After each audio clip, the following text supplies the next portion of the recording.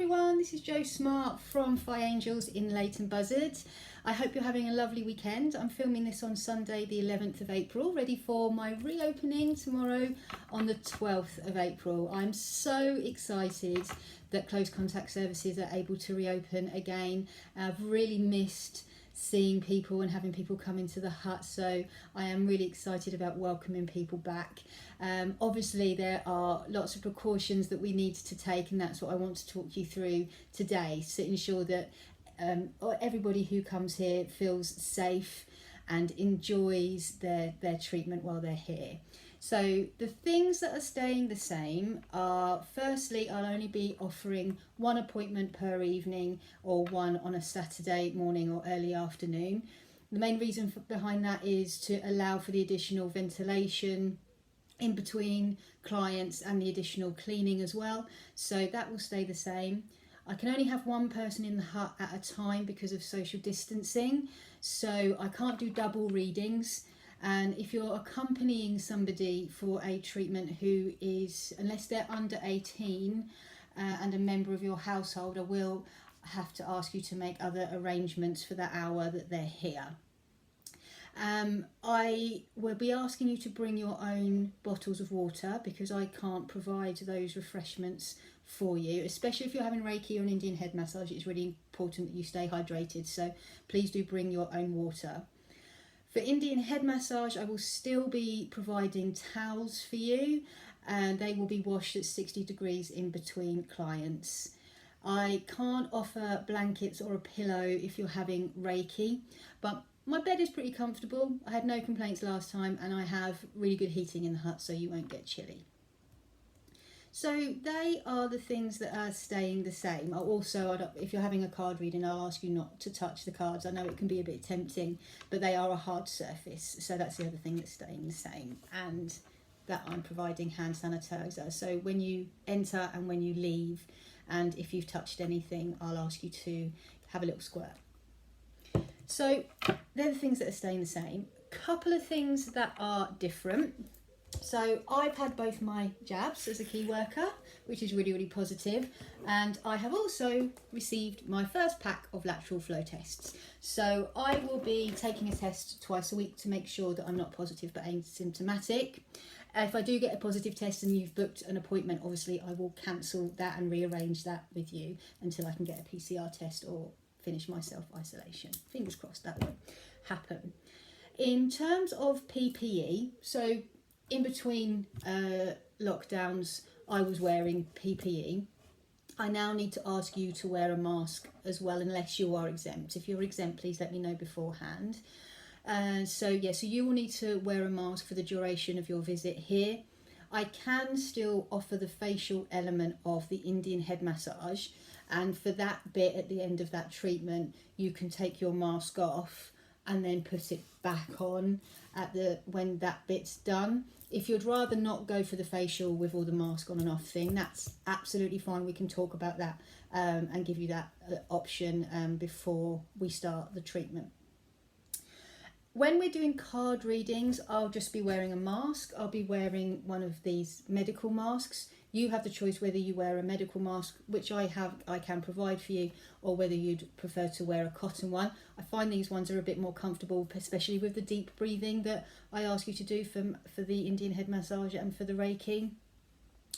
If I'm doing Indian head massage or Reiki, I'll also wear a visor because I'm closer to you, so that's better droplet protection. The QR code for venue check-in is still valid, so I've still got the same QR code, but the way the government are using the data now is slightly different. So they're going to be using it to support businesses to stay safe and look at the kind of footfall in different businesses. So if you want to know more about how your data is going to be used when you check into venues, you can find that out on the .gov.uk website.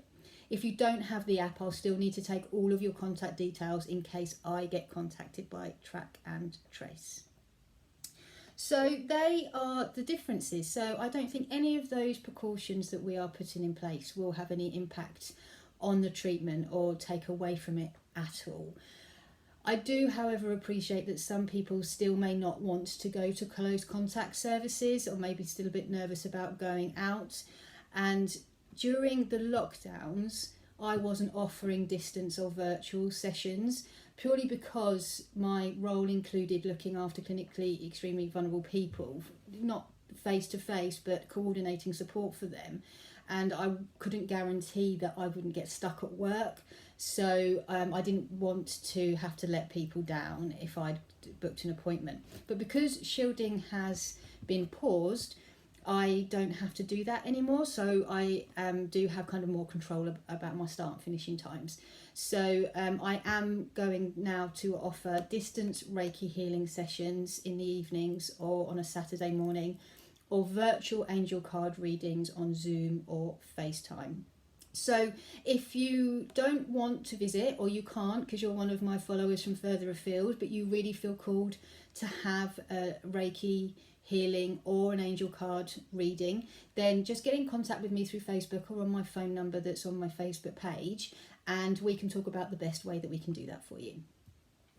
So that's it in a nutshell, really. Exciting times ahead. Obviously, things are reopening and we're doing it cautiously and safely. And what I wanted just to do before I switch off is share with you a card I pulled for myself this morning. I say I pulled, it jumped out at me. So it really wanted to be read. So I thought before I did this video, I'd do a card reading for myself. Just I put one card pull from the Keepers of the Light deck that I've used quite a few times in my monthly videos. And so the card that jumped out was Commander Ashtar, Call to Action. So I'd set the intention that I'd get a message about reopening, some advice or some inspiration about reopening. So Commander Ashtar is actually an extraterrestrial being, and one of his roles is to promote peace and harmony between the planets, but also to help us rise up and step up and make the commitment to our purpose. So what this means for me in terms of my reopening is that this is now a call to action, that I can get back in the saddle and get serving my purpose again for people that are drawn to me for healing and for connecting with their angels. And it's time to remove any ego or fear-based thoughts about that and just get on with it, because that's what I'm here for, and that he's somebody that I can call upon.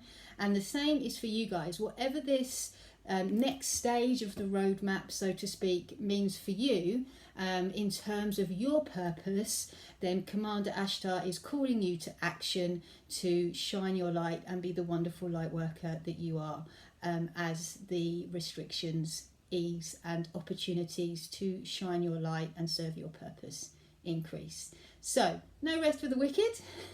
We're right back at it, and I'm really looking forward to catching up with you all soon. Love and light.